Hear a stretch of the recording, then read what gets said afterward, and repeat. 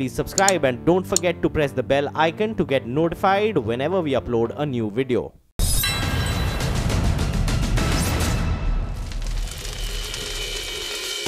नमस्कार, मैं हूं अमीश देवगन।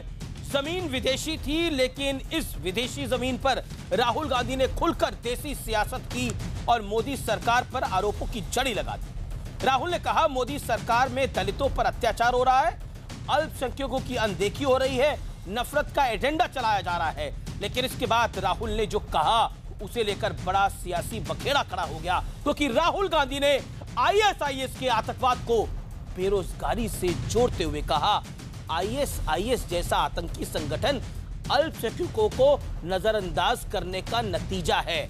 राहुल के इस बयान पर बीजेपी ने चौतरफा प्रहार कर दिया। बीजेपी कह रही है, राहुल गांधी आतंकवाद को जस्टिफाई करने की कोशिश कर रहे हैं।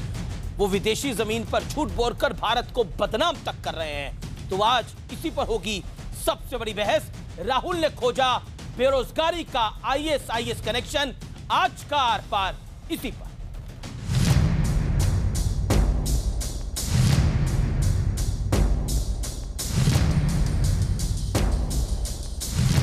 जमीन विदेशी थी, लेकिन राहुल गांधी ने यहां खड़े होकर देसी सियासत का ऐसा बल्ला घुमाया कि वो खुद सवालों में फंस गए। क्योंकि राहुल ने जर्मनी में बेरोजगारी के साथ मॉब लिंचिंग और अल्पसंख्यकों की अनदेखी का आरोप लगाते हुए आतंकी संगठन आईएसआईएस से इसका कनेक्शन जोड़ दिया। अब बीजेपी कह रही है, एक तो झूठ बोल रहे हैं, ऊपर से विदेश में देश को बदनाम करने का एजेंडा भी चला रहे हैं। That insurgency slowly entered empty spaces. It entered the empty space in Iraq. It entered the empty space in Syria. And then it connected with the global internet to form the horrific idea called ISIS. Because if you don't give people a vision in the 21st century, somebody else will give them one. Rahul Gandhi ji तो ऐसे सामंती परिवार के royal challenger हैं जिन्हें यही नहीं पता कि वो चैलेंज कर क्या रहे हैं। और ऐसी स्थिति जब आप विदेश में जा करके ये धमकी दें कि साहब देश में आईएस जो है वो खड़ा हो जाएगा।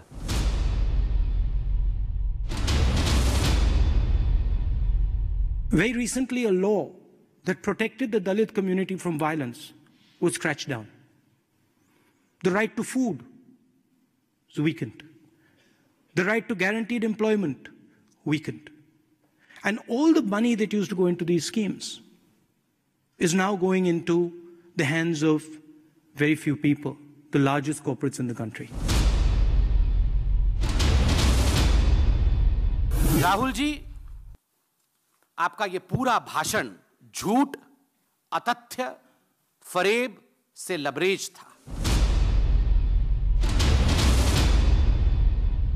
So when the Prime Minister was making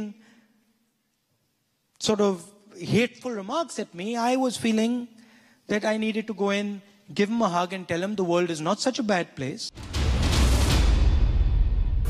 आपसे जब एक सवाल पूछा जाता है कि आप भारत को विश्व पटल में कहां देखते हैं, तो बंधुओं, आप जानते हैं राहुल गांधी क्या कहते हैं?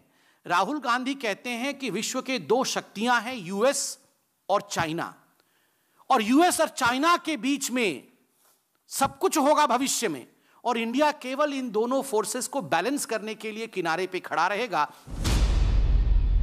इस देश के प्रधानमंत्री बेरोजगारी को एक समस्या ही नहीं समझते हैं। वही प्रधानमंत्री जिन्होंने 2014 में 2 करोड़ नौकरियां हर वर्ष देने की बात करी थी। जो सबसे बड़ा मुद्दा इस देश का है बेरोजगारी, और उसी पर प्रधानमंत्री ने बात करी। प्रधानमंत्री के इस मुद्दे पर राहुल गांधी जी ने बात की। आईएसआईएस का के साथ में जोड़ना, या इराक और या फिर बगदाद या फिर वहाँ के कुल मुल्कों में क्या हो रहा है, उससे भारत की कंडीशन को जोड़ने से मैं पूरी तरह से सहमत नहीं हूँ। मेरा भारत एक अच्छा पीसफुल मुल्क रहा है, सिविलाइज्ड मुल्क रहा है, ये आतंकवादियों की बस्ती नहीं है। राहुल गांधी ने नोटबंदी और जीएसटी को लेकर भी मोदी सरकार को कटघरे में खड़ा किया। लेकिन आज बड़ा सवाल है कि क्या बेरोजगारी और नोटबंदी को ISIS और मॉब लिंचिंग से जोड़ना जायज है? इसी पर होगी देश की सबसे बड़ी बहस। राहुल ने खोजा बेरोजगारी का ISIS कनेक्शन। और राहुल गांधी की इस नायाब खोज का विश्लेषण सुनिए। कई इंजीनियर थाम चुके हैं आतंकी संगठन ISIS का हाथ, यानी बेरोजगारी की वजह से नहीं ISIS। आतंकी ओसामा बिन लादेन भी जाना माना इंजीनियर था और बहुत अमीर व्यक्ति था। आतंकवाद को बेरोजगारी से जोड़ना बिल्कुल उचित नहीं है। बेरोजगारी नहीं, कट्टर सोच से पनप रहे हैं इस्लामिक आतंकी। नौकरी नहीं, ISIS का मकसद है दुनिया में इस्लाम का परचम, यानी इस्लाम का राज। इसलिए नौकरी से इसको जोड़ना, आतंकवाद को भारत के अंदर, आप ये कह रहे हैं कि भारत का युवा अगर बेरोजगार होगा तो वो आतंकवादी हो जाएगा। इसको तो उनकी समर्थन वाली पार्टी एनसीपी भी समर्थन नहीं कर रही, वो भी उसका विरोध कर रही है कि भारत एक शांति प्रिय देश है। और मेरे साथ बात करने के लिए आज की इस चर्चा में डॉक्टर संबित पात्रा हैं, जो कि भारतीय जनता पार्टी यानी रूलिंग पार्टी के प्रवक्ता है। डॉक्टर संबित पात्रा, आपका स्वागत है इस डिबेट के अंदर। अखिलेश प्रताप सिंह कांग्रेस की ओर से नुमाइंदगी कर रहे हैं, लखनऊ स्टूडियो से हमारे साथ मौजूद हैं। अखिलेश जी, आपका भी स्वागत है। मेरे साथ अबू आजमी हैं, वरिष्ठ नेता हैं समाजवादी पार्टी के। आजमी साहब, आपका भी स्वागत है। अबू आजमी हमारे साथ मुंबई से जुड़ रहे हैं। वसीम रिजवी हैं, चेयरमैन शिया वक्फ बोर्ड के, उनका भी स्वागत है। और मेरे साथ राम कृपाल सिंह है, जाने माने वरिष्ठ पत्रकार, आपका भी स्वागत है। अखिलेश जी, आप ही से शुरुआत कर लेते हैं। आज की बहस के अंदर पहला सवाल जो मैं आपसे पूछना चाहता हूं वो यही है, अगर इस देश के युवा के पास नौकरी नहीं होगी, या फिर आप राहुल गांधी जिस तरह से कह रहे हैं कि अल्पसंख्यक युवा के पास नौकरी नहीं होगी, तो ISIS का माइंडसेट आ सकता है। यह नायाब खोज क्यों और किस लिए? 50 सेकंड आपके। पहले ठीक से उनके भाषण को सुन लें आप जी।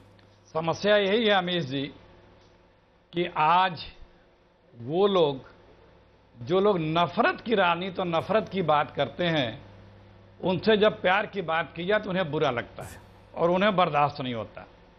और यही कारण है कि आज बहुत बड़े तबके को, बीजेपी को और बहुत से लोगों को बुरा लग रहा है, क्योंकि वो चाहते हैं कि नफरत की बात नफरत से हो। नफरत हारता सिर्फ प्यार से है। कांग्रेस अगर प्यार की बात करती है तो वो हारते हैं, इसलिए उनको बुरा लगता है। उन्होंने कई महत्वपूर्ण बातें कही कि यदि आप असहमत हैं, जो स्वाभाविक भी है, आप हमसे हो सकते हैं, हम आपसे हो सकते हैं, लेकिन उनकी न सुने, उनको तवज्जो न दें, उनको बोलने का अधिकार न दें, तो और उनसे आप कांटेक्ट ना करें, तो एक इविल फोर्सेस जो है वो स्पेस को जगह ले नहीं। क्या वो इविल फोर्सेस 50 सेकंड से ऊपर हो गए, मैं दोबारा आपसे सवाल पूछता हूं, क्या वो इविल फोर्सेस ISIS जैसी सोच हो सकती है? आपको लगता है कि इस देश में जो बेरोजगार है उसको नौकरी अगर नहीं मिली, ये तो है नहीं कि बेरोजगारी की समस्या सिर्फ 2014 से होगी, उससे पहले भी है। कितने लोग ISIS के साथ जाके जुड़ गए या आतंकी संगठनों के साथ जाके जुड़ गए? आप पहले उनके भाषण को पहले ठीक से पढ़ के ठीक से एलेबरेट करना सीख लें, फिर बहस इस मुद्दे पे करिएगा। उन्होंने दुनिया का एक उदाहरण दिया और उसमें 5-7 कंट्रीज का भी जिक्र किया। चलिए, मैं नहीं समझा, का जिक्र मेरा ज्ञान अल्प है, लेकिन आपके सहयोगी एनसीपी भी नहीं समझा। काम है कि तोड़ मरोड़ करके, एनसीपी भी नहीं समझा। माजिद मेनन तो जाने माने वकील है। अरे सुनिए जनाब, पार्लियामेंट है, उन्होंने क्या बोला? भारत एक शांतिप्रिय देश है, ISIS से जोड़ना गलत है, एग्जाम्पल देना ये गलत है। आप मुझसे समझने आए ना, तो मुझसे समझिए, उनसे समझना होगा तो उनसे समझिएगा। उन्होंने साफ साफ कहा कि अमेरिका के जनरल और वियतनाम के जनरल ने बाद में यह महसूस किया कि अगर हम दोनों लोग बात किए होते तो वो इतनी बुरी हालत नहीं हुई होती। इराक का जिक्र किया, तुर्की से जिक्र किया, चाइना का जिक्र किया। वही मेरा सवाल है सर, कि अगर आप असहमत हैं और एक बड़े अरे आप बोलने देंगे भैया, आप बोलिए, आप बोल लीजिए, आपके अनुसार नहीं सुना, लेकिन सुना मैंने। ठीक है, अच्छा लगेगा ना, नहीं आप 2.5 मिनट हो गए सर, 2.5 मिनट हो गए, आपने अपनी बात को। अरे 2.5 मिनट तो आप ही बोल रहे हैं सर, 2.5 मिनट आपने बोला, 2.5 मिनट आपने बोला। अब मैं देख रहा हूँ, अभी मैं भी देख रहा हूँ कि आप संबित पात्रा के समय कितना डिस्टर्ब करते हैं। हाँ, चलिए, बनिए संबित पात्रा। हाँ, नहीं, मैं आपको डिस्टर्ब करते हुए देखना चाहता हूं कि डिस्टर्ब करते हुए सुनते हैं। संबित पात्रा, आखिरकार क्या क्यों आपको लगता है कि ये कहीं ना कहीं ISIS के साथ कनेक्शन है और कहीं ना कहीं भारत के युवा को जोड़ा गया है, या फिर कहें तो माइनॉरिटीज के युवा को जोड़ा गया है? देखिए अमीश भाई, ये एक लोकतांत्रिक देश है, जॉब्स एक महत्वपूर्ण इशू है, इस पे कितनी भी गंभीर सवाल पूछे जाए इसमें कोई हमें परेशानी नहीं है, पूछना चाहिए, नहीं पूछेंगे तो परेशानी है। मगर आप जर्मनी में जाके याद करिए, ये 33 कंट्रीज का कॉन्ग्लोमरेशन था, 33 कंट्रीज के वहाँ नुमाइंदा बैठे थे। आपने क्या कहा? आपने कहा कि मैं एकदम शब्दशः लिख के लाया हूँ, पूरा आपके सामने दिखा रहा हूँ। 50 सेकंड आप। उन्होंने कहा कि देखिए, अगर एक्सक्लूजन किया जाता है, माइनॉरिटीज को अलग किया जाता है, उनको जॉब्स नहीं दिया जाता है, तो जो इराक में हुआ था, इराक में जब यूएस ने अटैक किया था तो एक ट्राइब के लोगों को गवर्नमेंट जॉब्स नहीं दिया बगदादी गैंग की आप बात कर रहे हैं। हाँ, टिकरित ट्राइब जो है उसको जॉब नहीं दिया, गवर्नमेंट जॉब नहीं दिया, तो इन्होंने बाद में आईएसआईएस खोल दिया। उन्होंने कहा अगर मोदी जी आप देश के माइनॉरिटीज को विजन नहीं देंगे, आप हिंदुस्तान को विजन नहीं देंगे, तो आईएसआईएस आके हिंदुस्तान में विजन। यानी एग्जांपल आप कह रहे हैं गलत दिया, बात सही कही? नहीं, बात इतनी गलत कही है, इतनी गलत कही। क्यों लगता है आपको? देखिए अमीश जी, आपको लगता है कि यहाँ पे जो हमारे मुसलमान बंधु बैठे हैं, अगर उनको नौकरी नहीं मिलेगी तो ये आईएसआईएस में चले जाएंगे? जो हमारे युवक हैं, अगर उनको नौकरी नहीं मिलेगी या नौकरी देर से मिलेगी तो वो आतंकवाद का कोई एक्सक्यूज कोई दे सकता है क्या? वो कह रहे थे कि अगर विजन नहीं मिलेगा तब गड़बड़ हो जाएगी। मैं अमीश भाई, मैं उड़ीसा से आता हूँ जी, 70 वर्ष हो गए, उड़ीसा में गरीबी बहुत है जी। कितने लोग उड़ीसा के आतंकवादी बन गए, और उसी के हिसाब से मैं एक 10 सेकंड लेता हूं। पंजाब में जब आतंकवाद आया, खालिस्तान आया, इंदिरा गांधी की सरकार थी, मतलब इंदिरा गांधी जी ने नौकरी नहीं दी थी पंजाब के लोगों को, इंदिरा गांधी जी ने वहां पर एक्सक्लूजन किया था। आप ये बताइए, जो इंडियन मुजाहिदीन का फॉर्मेशन हुआ था इंडिया में, वो तो कांग्रेस के समय हुआ था, मतलब कांग्रेस ने क्या नौकरी नहीं दी तो इंडियन मुजाहिदीन बन गया? आप इस प्रकार मुसलमानों को गाली देंगे और कहेंगे कि मुसलमान आतंकवादी बन जाएगा? आप धमका रहे हैं देश को। देखिए, अगर आप इंडियन मुजाहिदीन की दीन की बात करेंगे तो अल बद्र की बात करनी पड़ेगी, जो जम्मू कश्मीर के साथ साथ तो ये था। आप मुझे बताइए, था यहाँ पर, इसमें कोई दो राय नहीं है। आप मुझे बताइए कितने कश्मीरी पंडित आतंकवादी बन गए? कितने कश्मीरी पंडित आतंकवादी? मैं अबू आजमी को डिबेट में लेके आना था, तो अबू आजमी, जो कुछ राहुल गांधी ने करा और जो कुछ उसके बाद बीजेपी ने प्रेस कॉन्फ्रेंस करके, संबित पात्रा ने खुद प्रेस कॉन्फ्रेंस करी थी, जो हंगामा मचा हुआ है उसके ऊपर आपका टेक क्या है? नहीं, मेरा अटैक यह है कि सबसे पहले तो संबित पात्रा जी को माफी मांगना चाहिए देश के सामने। ये बातों को किस तरह से घुमा के करते हैं, कैसे लोगों को बेवकूफ बनाते हैं, मुझे अफसोस साहब मैं इनके प्रेस कॉन्फ्रेंस की निंदा करना चाहता हूं। ये आदमी जो है ना, ये कभी भी जब नाला सुपारा में भगवा ब्रिगेड के लोग बम बनाते हुए पकड़े गए और उनके, और आज तक आप हिंदुओं के ठेकेदार हैं क्या? बिल्कुल हूं। क्या डूब रही है? नहीं, क्यों नहीं हूं भैया? आप मेरे धर्म को गाली देंगे और आप सब देश के लोगों से कहना चाहता हूं, एक बार भी इस आदमी ने नाला सुपारा में जो कुछ एक बार क्या मैं बोलता हूं, आप हिंदुओं को गाली देना बंद कर दीजिए। आज राहुल गांधी का टॉपिक है, उस पे बोलिए। विषय चाहे पेड़ का हो, पौधा का हो, इनको खाली बैठ के हिंदुओं को गाली देना है कि हिंदू आतंकवादी होते हैं, हिंदू खराब होते हैं, हिंदू इस प्रकार के होते हैं। 24 घंटे हिंदुओं को गाली देंगे। मुल्क में जाकर के, हाँ, बड़ी बड़ी सभाएं करके हिंदुस्तान के बारे में बहुत बातें किया है, देश को बदनाम किया जाकर के विदेशों में। नहीं मिलेगी, राहुल गांधी जी ने जो बात किया है उसको घुमाइए मत, राहुल गांधी जी ने बहुत सही बात किया है कि जुल्म और नाइंसाफी की कोख से आतंकवाद पैदा होता है। किसने कहा? मैं ऑब्जेक्ट करता हूं, नक्सलाइट मूवमेंट मैं ऑब्जेक्ट करता हूं। ओसामा बिन लादेन के ऊपर जुल्म हुआ था, इसके ऊपर नाइंसाफी हुई थी। 40 सेकंड में करवाने के लिए इन्होंने लाखों लाख की कुर्बानी दिया। वो देश को बचाने के लिए, देश के सम्मान के लिए भी माइनॉरिटी के लोग लड़ेंगे। ये कभी आतंकवाद में नहीं जाएंगे।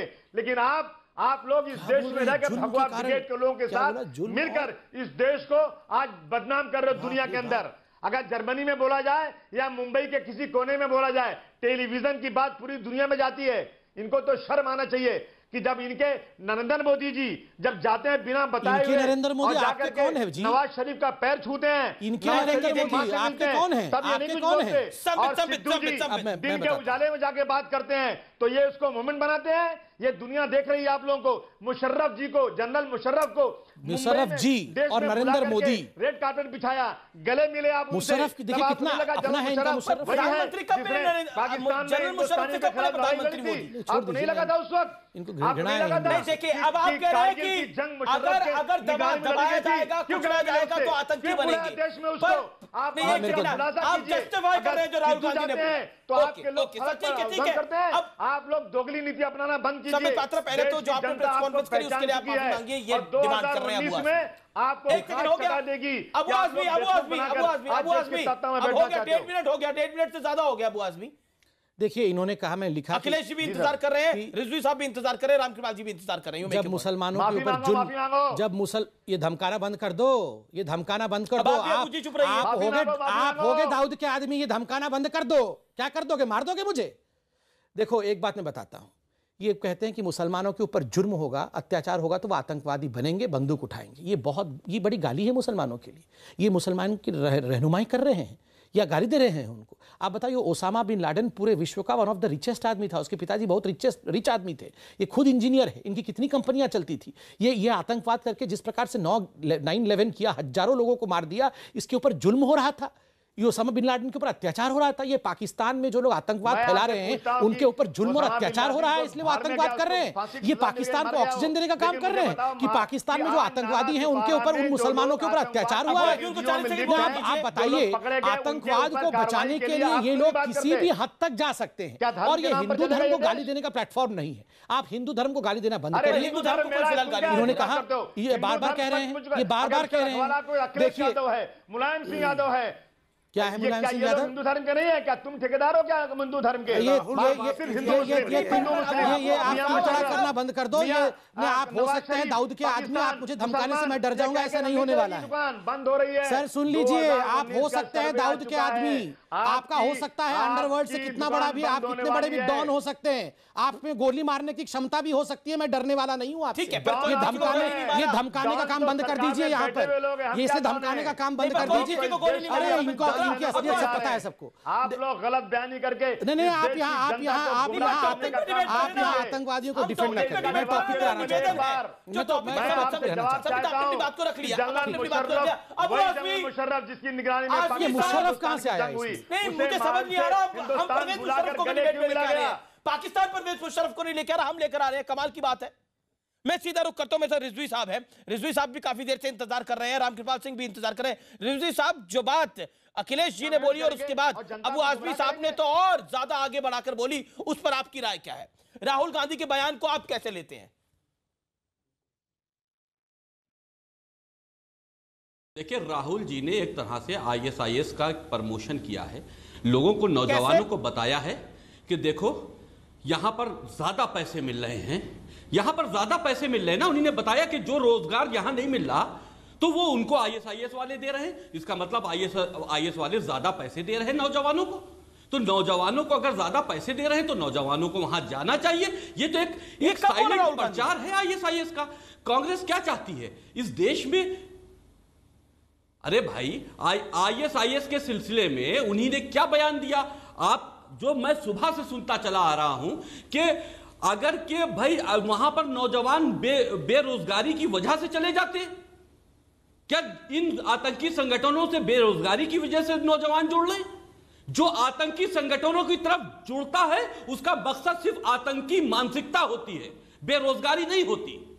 ये बात सोच समझ के बोलनी चाहिए। अखिलेश जी, आतंकवादी जवाब दीजिए। मैं आपकी बताऊंगा सर, देश में नक्सलाइट नहीं, मैं देखिए जैसे कि अभी क्या वो अपने धर्म, अरे भाई आप एक बात बताइए। एक सेकंड अखिलेश जी, एक आप पे सवाल खड़ा किया, आप 50 सेकंड में जवाब दे दीजिए, फिर रामकृपाल जी मैं आपके पास आता हूं। रिजवी साहब की बात का जवाब। देखिए अमीर जी, देखिए इस देश में अगर ISI का कॉपीराइट किसी के पास है, ISI का बनने का या अभी तक पकड़े जाने का ISI का, तो बीजेपी के पास। सर ISIS की बात हो रही है। ISI का हिंदुस्तान में नहीं पकड़ा गया।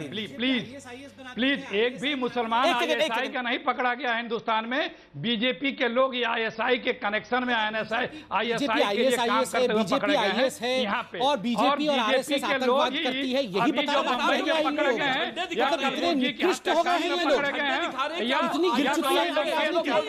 पकड़े गए हैं, वो बीजेपी के लोग ये आतंकवादी घटनाओं में पिछले 4-5 वर्षों वही लोग पकड़े जा रहे हैं।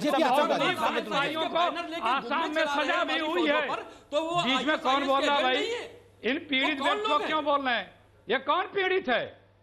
ये कौन आईएसआई का कोई नहीं, कोई नहीं सर, कोई नहीं, आप बोलिए सर, आप बोलिए, आवाज जर्मनी से आ रही थी। मध्य प्रदेश में आईएसआई को मदद करने वाला भाजपा ही पकड़ा गया। आप बोल रहे हैं मध्य प्रदेश में अमीश देवगन, मैं किसी के बीच में नहीं बोलता हूँ, इसलिए मैं अपेक्षा करता हूँ कि बीच में किसी को न बोलने दें। फहराने वाले आईएसआई, एक मिनट, ये कौन बोल रहा है? आईएसआई के एजेंट है क्या कोई? क्यों आईएसआई के नाम पे चिढ़ रहे हो भाई? क्यों आईएसआई के नाम पे? मुझे ब्रेक के लिए रुकना पड़ेगा। मैं ब्रेक ले रहा हूं, ब्रेक के बाद आपके पास आऊंगा। फिलहाल आप देख रहे हैं आर पार, और मेरा निवेदन है कोई किसी के टर्न पे ना बोले। मैं अंतराल के बाद वापस आ रहा हूं।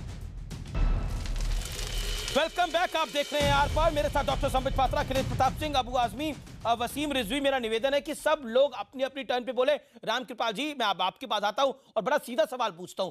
जो ज्ञान राहुल गांधी ने बांटा, आपको समझ में आ गया? देखिए, मैं ज्ञान और विज्ञान की बात तो नहीं करता जी। बेहतर ये होता कि राहुल जी ने जो कहा है उस पर सब लोग उसी पर विश्लेषण करते। मुझे एक बात की ये तकलीफ होती है कि इस देश में जो भी समस्याएं राहुल गांधी जी ने वहाँ गिनाई, निश्चित रूप से समस्याएं हैं देश के सामने। बेरोजगारी है, बहुत तरह की समस्याएं हैं, उग्रवाद भी है, लेकिन हर चीज़ को मैं देख रहा हूँ कि नहीं, हिंदुस्तान में आज की तारीख में कोई भी मुद्दा हो, चाहे वो आर्थिक मुद्दा हो, हर चीज़ को हिंदू मुसलमान के परिप्रेक्ष्य में हर चीज़ को क्यों जोड़ा जाता है? पहली बात तो ये है कि देखिए, पूरी दुनिया में आतंकवाद, बेरोजगारी और गरीबी से आतंकवाद का कोई रिश्ता नहीं है। ये पहले भी नहीं रहा है। याद कीजिए, अबू साहब अभी बहुत कुछ बोल रहे थे, ईरान में जब ये शिया अमाल बना हुआ था, आप जानते हैं जीन्स पहनने वाले थे उसमें, और सारे के सारे ये साइंस के स्टूडेंट और बीएससी के लोग थे, उसका कोई इससे मतलब नहीं था। ये इस तरह की बातें कर देना जैसे है। और मुझे ये लग रहा है कि आईसिस और हिंदुस्तान में बेरोजगारी कोई एक नई चीज़ नहीं है, कब से रही है। 2014 से बेरोजगारी नहीं आई है, इसके पहले बेरोजगारी रही है। आतंकवाद आईसिस में इसलिए आदमी जा रहा है को बेरोजगार है, मैं समझता हूँ पता नहीं, बहुत ही दुखद है। मैं इसको ज्ञान और उस पर नहीं कहता हूँ, लेकिन ये निश्चित रूप से आपको लगता है समस्याएं हैं, लेकिन समस्याओं की उपज किस कारण से है उसको प्रकार बीजेपी से जोड़ना और आज की तारीख में आज की सियासत से जोड़ देना, मुझे लगता है ये दुखद है। इससे ऊपर उठ करके सोचना चाहिए। अब अबू आजमी, इत्मीनान से मुझे लगता है बात करनी चाहिए इस मुद्दे के ऊपर। संबित और अखिलेश जी मैं आपके पास आऊंगा, रिजवी साहब आपके पास भी आऊंगा। अब अबू आजमी साहब मैं आपके पास आता हूं। देखिए, सारी बातें एक तरफ, लेकिन हम जानते हैं कि आईएसआईएस नौकरी के लिए लड़ाई नहीं लड़ रहा। आईएसआईएस आतंकवाद इस दुनिया में फैला रहा है इस्लामिक वर्चस्व के लिए, इस्लामिक राज के लिए। क्या आपको लगता नहीं है कि कहीं ना कहीं ये तमाम बातें करके, ये एग्जाम्पल देकर, हो सकता है राहुल गांधी सही बात कह रहे हो, लेकिन जो एग्जाम्पल दिया वो कहीं ना कहीं जस्टिफाई करने की कोशिश करता है, उस पर आप क्या कहना चाहते हैं? आईएसआईएस के नौकरी के लिए इतनी बड़ी लड़ाई लड़ रहा है? इराक के नहीं, बिल्कुल नहीं। इराक के अंदर जब एक ही तबके के, एक ही तरह के लोगों के साथ एक तरह से बिल्कुल नाइंसाफी शुरू हुई, तो इराक में जो उसने ये रंग अपना लिया कि आईएसआईएस इतनी मजबूत हो गई कि उसने इतना बड़ा आतंकवाद फैला दिया। तो अगर राहुल गांधी जी ने उस बात को कहा तो इतना बड़ा वावेला क्यों मच रहा है? मुझे बताइए ना, आज हमारे देश के अंदर नक्सलाइट मूवमेंट चल रहा है, वो क्यों चल रहा है? वो क्या इस्लामिक हुकूमत या कोई हिंदू हुकूमत लाना चाहते हैं? वो सारे के सारे वो लोग हैं जो परेशान है, यहाँ से उनको उनका हक नहीं मिल रहा है। तो मैं ये कह देना चाहता हूँ कि यहाँ का हिंदू और यहाँ का दलित जो है ना, बिल्कुल आईएसआई से जुड़ेगा नहीं, बिल्कुल गलत बात है ये। लेकिन ये सही भी है कि जुल्म और नाइंसाफी की कोख से आतंकवाद पैदा होता है, तो जुल्म और नाइंसाफी बंद करना चाहिए। बेरोजगारी इसमें कैसे जुड़ गई? अब जुल्म नाइंसाफी आप बोल रहे हैं, आपने दो और एडजेक्टिव ऐड कर दिए उसके अंदर, बेरोजगारी कैसे जुड़ गई इसके अंदर? उस बात का जवाब दीजिए आजमी साहब। नक्सलिज्म की बात करते हैं, मैं आपको बता दूं, वेस्ट बंगाल में कांग्रेस की सरकार थी, सिद्धार्थ शंकर रहे थे, और सबसे ज्यादा उन्होंने ही ये नक्सलाइट आंदोलन को कुचला। वहां पे पूछिए कि क्या वो बेरोजगारी से उग जाता है? क्या आप बात कर रहे हैं अबू साहब? विकास करने वाले लोग जो इंसाफ की बात करते हैं, आज एक भी मुसलमान को टिकट नहीं दिया गया पूरे 288 विषय ये नहीं है साहब, जो विषय हो रहा है, एक भी मुसलमानों को हक नहीं मिल रहा है। नहीं, तो ये चीजें कहीं उग्र ना हो जाए। ये तो इसको ऑब्जेक्ट करते हैं, इसको पूरा मुसलमानों के सेंट्रिक बनाना चाहते हैं। वाह भाई वाह, क्या बात। नहीं, मैं इसका जवाब देना चाहूंगा। रुकिए, देखिए आसिम साहब, देखिए, एक मिसाल दे रहा है। बड़े अफसोस की बात है। मतलब AK-47 अगर कोई मजबूरी है तो AK-47। अबू आजमी साहब ये भी मुसलमान है, अपनी बात जो रखने हैं। रिजवी साहब जवाब दीजिए। रिजवी साहब मुसलमान नहीं। हाँ देखिए ऐसा है कि देखिए कांग्रेस ने एक हमें लगता है कि 2019 में कांग्रेस AK-47 लगाकर वोट लेना चाह रही है। एकाएकी जिहादियों की इतनी पैरवी करना, ISIS के बारे में बात करना, कोई जिहादी की पैरवी कांग्रेस नहीं कर रही है। मेरा कांग्रेस से कोई लेना देना नहीं, लेकिन मैं बात तो सही करूंगा जो सही है। मेरी बात पूरी हो जाने दीजिए, मेरी बात पूरी हो जाने दीजिए। अभी जैसे बात स्टेटमेंट्स आते रहते हैं कि भगवा आतंकवाद या तो क्या अबू बकर बगदादी जो है क्या वो भगवा धारण किए कोई हिंदू है? अभी जैसे कि कांग्रेस के वक्ता ये कह रहे थे कि जो लोग पकड़े जा रहे हैं वो मुसलमान नहीं हिंदू हैं, जो ISIS के एजेंट पकड़े जा रहे हैं। अरे भाई आप क्या किस तरह की राजनीति हिंदुस्तान में कांग्रेस करना चाहती है? किस तरह की नाला सुपारा में जो लोग पकड़े गए हैं अभी, नाला सुपारा आप इसका जवाब दीजिए ना। AK-47 से वोट लेना आप लोग इस्लामिक आतंकवाद सर, इस्लामिक आतंकवाद की भी बात नहीं है सर। यहाँ पे बेरोजगारी वालों को चलना मुश्किल कर दिया है। बेरोजगारी हुआ, आतंकवादी नहीं बन सकता। नाला सुपारा में पकड़े हुए कौन? एक सेकंड। अब मैं संबित पात्रा और अखिलेश जी को पिक्चर में लेके आना चाहता हूँ। अबू आजमी साहब आपने अपनी बात कह दी। अखिलेश जी आपको मैं लेकर आऊंगा, संबित पात्रा फिर आपको मैं लेके आऊंगा। अखिलेश प्रताप सिंह बताइए क्या कहना चाहते हैं? 40 सेकंड आपके, फिर संबित पात्रा। अमीर जी, सबसे बड़ी समस्या है कि पहले ईमानदारी से बात हो, वो हो नहीं सकती। यही एक समस्या है मोदी जी के आने के बाद इस देश में। ये बताइए अबू आजमी, राहुल गांधी ने क्या कहा? वो क्या कहा? उन्होंने यही जिक्र किया, पूरे देश का बताया कि बात न करने से, अराजकता के बढ़ने से, लोगों की न सुनने से, ये पूरे देश में ये समस्या जो यहाँ पे अराजकता बढ़ ISI, एक मिनट रुकिए, ISI का एक इलाके की बात की उन्होंने, लेकिन जो अराजकता बढ़ रही है वो पूरे देश की समस्या उन्होंने बताया। हिंदुस्तान में जो दलितों, महिलाओं और माइनॉरिटीज पे हमले हो रहे हैं वो इसका भी एक कारण भी, इसका भी एक जिक्र किया उन्होंने कि इस कारण से भी हो रहे हैं, लेकिन इस पर कोई बहस नहीं करेगा। कभी उन्होंने नहीं कहा कि कोई कि मुसलमान बेरोजगार है इसलिए वो आतंकवादी बनेगा हिंदुस्तान में, कहा उन्होंने जिक्र ही नहीं किया। लेकिन उसकी बहस होगी। और यही बीजेपी, एक रुकिए, अरे रुकिए जनाब, यही बीजेपी है। नोटबंदी पे आप ही बहस करते थे कि कश्मीर के आतंकवादियों को नोटबंदी से कमर टूट गई, पैसा देके आतंकवाद को फिर भी रुकिए बोलते थे कि नोट बांट करके कश्मीर के नौजवानों को पत्थर फेंकवाया जा रहा है, आतंकवादी बनाया जा रहा है, ये सब किया जा रहा है। यही लोग बोलते थे। राहुल गांधी कुछ और बोलते हैं, ठीक है, मैंने कुछ जो है देखिए अभी मैं बड़े ध्यान से सुन रहा था, मैं भी मानता हूं कि यहाँ पे विषय पे अब मैं बोल लूं प्लीज। नहीं, 50 सेकंड हो गए अखिलेश जी, 50 सेकंड हो गए। नहीं, अभी अबू आजमी ने भी बीजेपी पे अटैक करा, आपने भी करा, जवाब सुन देना। हफीज के यार और हेडली के सत्कार करने वाले क्या बताएंगे? ठीक है, ओके। हेडली के सत्कार करने वाले हेडली को भारत बुला के उसका अवगत कर रहे हैं। अमीश भाई अब मैं बोल सकता हूँ, मैं बीच चिल्लाना नहीं चाहता हूँ। अभी मैंने बड़े ध्यान से सुना, क्या कहा गया कि बीजेपी मुसलमानों को टिकट नहीं देती है, और बिल्कुल कहा गया तो हम उग्र नहीं हो जाएंगे। मतलब क्या आतंकवाद का क्या एक्सक्यूज दे रहे हैं आप कि एक पॉलिटिकल पार्टी ने टिकट नहीं दी किसी इलेक्शन में तो हम उग्र हो जाएंगे? नक्सलवादियों को यहां सही ठहराया गया। याद रखिए, नक्सलवादी कोई पीड़ित लोग नहीं है, कोई जुल्म से सताए हुए लोग नहीं है। आप स्कूल बनाइए, स्कूल की बिल्डिंग उड़ा देंगे नक्सलवादी जाके। आप रोड बनाइए, रोड उड़ा देंगे, कनेक्शन उड़ा देंगे नक्सलवादी जाके। आप टेलीफोन के टावर लगाइए, उसको उड़ा देते हैं। क्यों? ये डेवलपमेंट चाहते हैं? नहीं, ये आतंकवाद फैलाना चाहते हैं। इसलिए किसी प्रकार का एक्सक्यूज देने का काम बंद करिए। मुझे दुख इस बात का है कि राहुल गांधी जी ने जर्मनी में जाकर 33 कंट्रीज के रिप्रेजेंटेटिव के सामने आप चिल्लाना बंद करिए। उनको 20 सेकंड और दीजिए।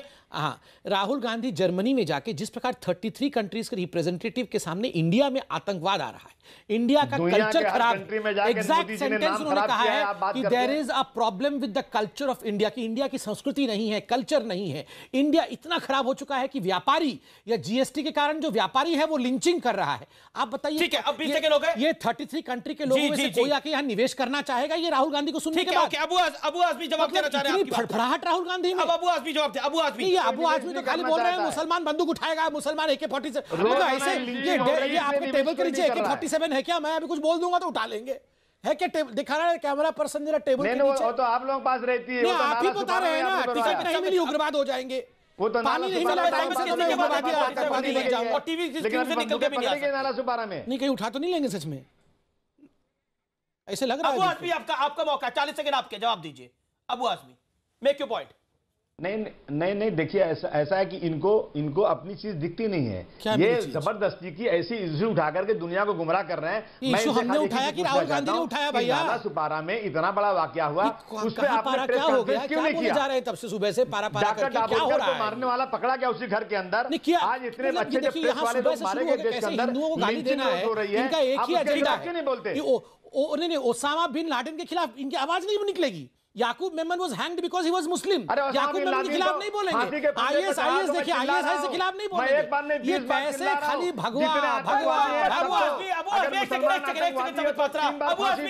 मेरा सवाल सुन लीजिए। अबू आजमी ISIS क्या एक सेकंड एक बात बता दीजिए, क्या इस देश के युवा को, अल्पसंख्यक युवा को अगर नौकरी नहीं मिलेगी तो वो अगर ISIS में जा सकता है? इस कमेंट को आप जस्टिफाई करते हैं क्या? वो तो मान चुके हैं। इस कमेंट को आप जस्टिफाई करते हैं क्या? यहाँ का मुसलमान कभी यहाँ का मुसलमान यहीं रह के संघर्ष करेगा। जिस तरह से आजादी की लड़ाई लड़ी है, क्या समझ में नहीं आता? अभी तक तो बोल रहे थे उठा लेंगे, उग्रवादी बन जाएंगे, संघर्ष करेगा। अभी कह रहे दबे गए, कुचले गए तो कुछ भी हो सकता है। हम गांधी जी को मानने वाले हैं, आप गांधी जी के खिलाफ वाले हो। हम अहिंसा को मानते हैं, हिंसा मानते हो। हमीर जी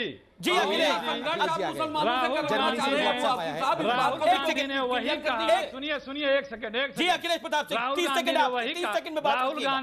राहुल गांधी ने वही कहा कि जो अटल जी ने कहा था कि राष्ट्र धर्म निभाओ, सबकी सुनो, राहुल गांधी ने राहुल गांधी क्या कहते हैं, पूरी दुनिया मिलकर रात भर दिन भर समझ ही नहीं पाती है वो क्या कहते हैं। प्रजा में भेद मत करो, सबकी बात सुनो, सबके प्रजा में भेद मत करो, लोगों को सुनो, समस्याओं को निराकरण करो। जनक राजा है जो क्या? आपसे असहमत है उसको ये लोग कहते हैं वो पाकिस्तानी है। जनक राजा बने कि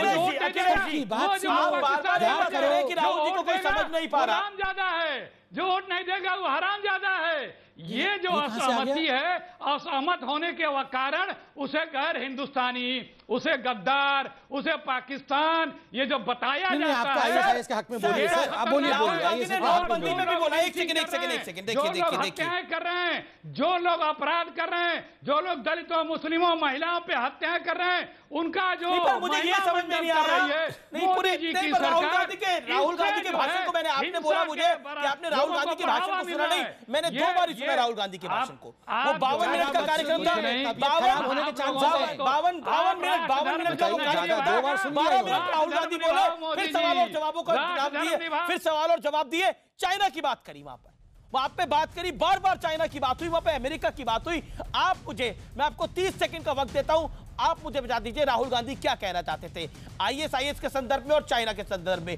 30 सेकंड में आप व्यूअर्स को समझा दीजिए। हो सकता है अमीश देव को नहीं समझा पा रहा हो सकता है रामकृपाल सिंह नहीं समझा पाए हो, आप 30 सेकंड में अखिलेश जी समझा दीजिए, या फिर ब्रेक ले लेते हैं, ब्रेक में आप तैयारी करिए और ब्रेक के बाद 30 सेकंड में समझाइए। 30 सेकंड का मतलब 30 सेकंड हम टाइमर ऑन कर देंगे, ठीक है? मैं ब्रेक ले रहा हूं और अब वक्त है अखिलेश प्रताप सिंह देश की जनता को समझाएंगे कि आखिरकार राहुल गांधी ने क्या बोला था, क्योंकि मैं आरपीएन सिंह को सुन रहा था। आरपीएन सिंह बोले थे राहुल गांधी ने अपने जवाब में सिर्फ भारत की बात नहीं करी, पूरे विश्व की बात करी है। उन्होंने कहा है बेरोजगारी के कारण युवा गुस्से में है, ऐसे में उन्हें भटकाना आसान है, इसीलिए ISIS जैसी वारदात हो सकती है। अखिलेश जी 40 सेकंड आपके शुरू होते हैं अब, जिसमें आप चाइना की भी बात कर सकते हैं क्योंकि राहुल गांधी ने चाइना का बहुत बारी नाम लिया, और ISIS वाले प्रकरण की भी बात कर सकते हैं। 40 सेकंड आपके।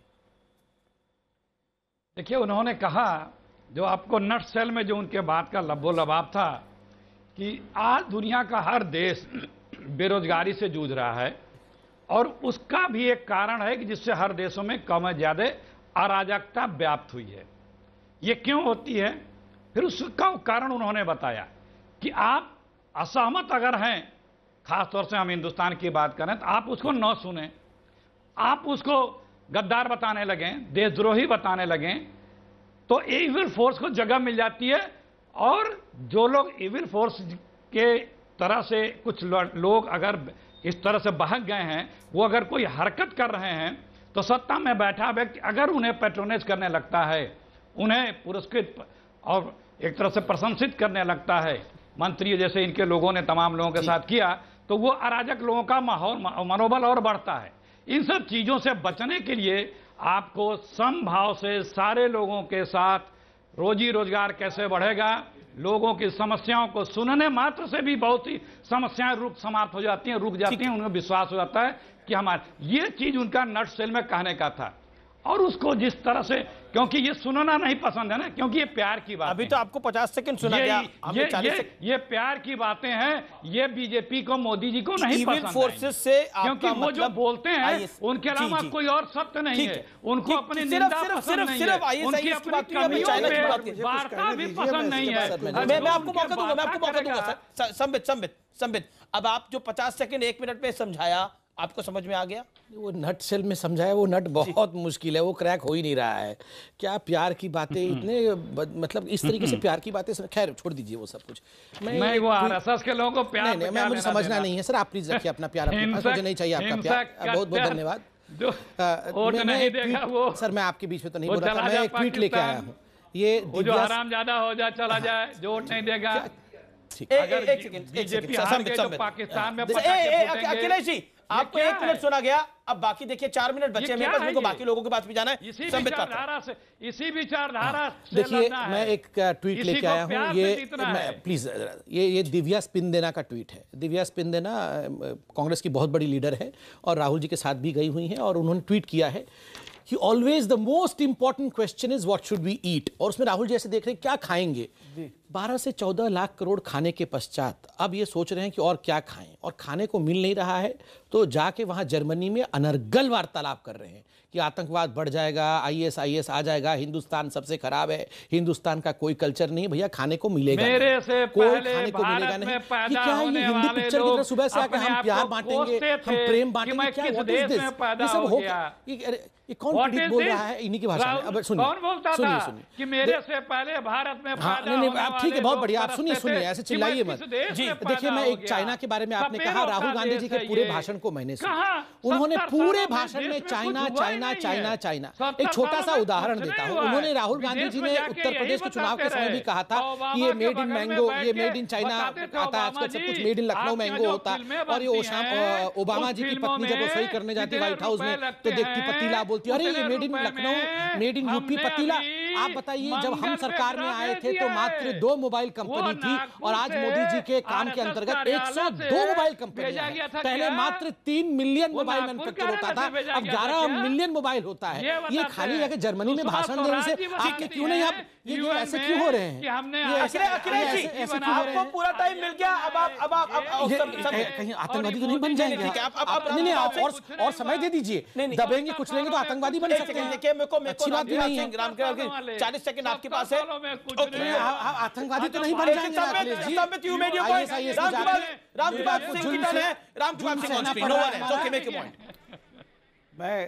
मैं पूरी तरह से राहुल जी को नहीं सुन पाया था, सुनना भी नहीं, मेरे नहीं, मुझे लगा था कि यहाँ आकर के कुछ मेरा ज्ञानवर्धन होगा। अभी जो अखिलेश जी बता रहे थे वो तो पॉलिटिकल फिलॉसफी में एक नया चैप्टर शुरू किया जाना चाहिए, क्योंकि मैंने भी अब तक हॉब्स, लॉक, रूसो से लेकर के आज तक की मॉडर्न सब पढ़ा है। पूरे देश की, विश्व की समस्या जो है वो हिंदुस्तान की नोटबंदी और बेरोजगारी से पूरे विश्व में समस्या फैल रही है। ये मेरे लिए एक नए दर्शन शास्त्र की बात है। मैं नहीं समझता हूँ बेरोजगारी से मॉब लिंचिंग हो रही है, बेरोजगारी से सब कुछ हो रहा है। नोटबंदी पर 2017 में 2017 में आखिरी बार जन्म संग्रह इस देश में हुआ।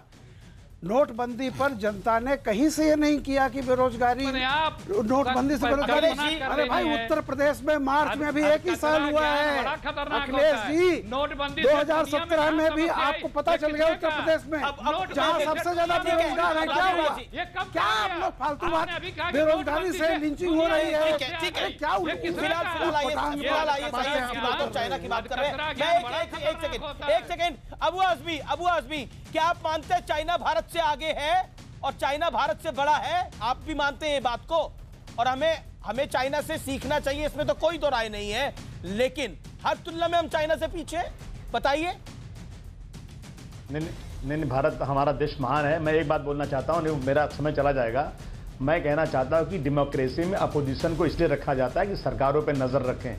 अगर आज सरकार अच्छी तरह चलाना है तो इस तरह से नहीं, बल्कि जो बातें अगर राहुल गांधी ने कहा उससे थोड़ा सबक लेना चाहिए। मैं कहना चाहता हूं अभी सर मेरे पास वक्त फिलहाल इतना ही है, लेकिन निष्कर्ष ये है कि कुल मिलाकर हम बेरोजगारी को हर चीज से जोड़ देते हैं, वो जोड़ना ठीक नहीं है, और खासतौर पर ISIS जैसे संगठन के साथ वो तो बेहद गलत है। नमस्कार, आप देखते रहिए न्यूज़ 18 इंडिया। चलते हैं सुमित के बाद अगले शो के लिए।